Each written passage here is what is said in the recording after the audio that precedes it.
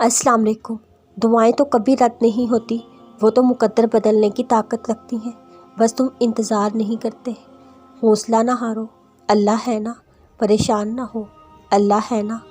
کمزور تو حالات ہیں، اللہ نہیں۔ وہ بدتر کو بھی بہترین بنانے پر قادر ہے، بس یقین رکھو۔ اور آخر میں تم جان جاؤ گے کہ جو دیری تھی وہ اصل میں خیر تھی۔ اللہ کے ہاں دیر تو ہے پر اندھیر نہیں۔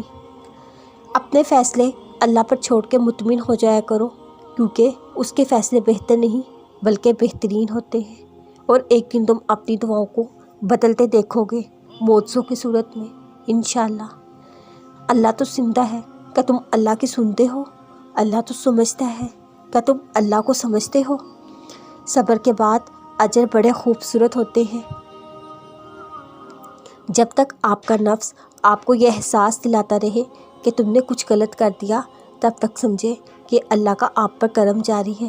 جب نفس خاموش ہو جائے، اچھا برا کچھ نہ بتائے، تم گھبرانا شروع کر دو، کیونکہ اب آپ کو آپ کے حال پر چھوڑ دیا گیا ہے۔ ٹوٹنے کے بعد جو ہم میں ہمت آتی ہے نا، دراصل ہمیں ہمارا رب تھام چکا ہوتا ہے۔ اللہ پاک اتنا نوازے گا، تمہیں لگے گا ہی نہیں کبھی کچھ کھویا تھا۔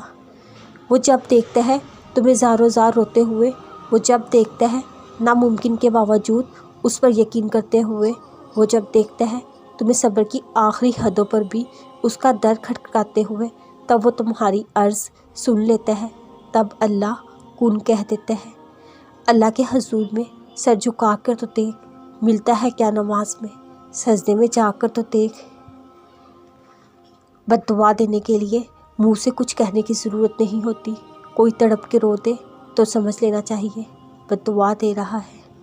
عزتیں، مرتبے، محبتیں آسمان سے اترتی ہیں، آسمان والے سے رابطہ ضروری ہے۔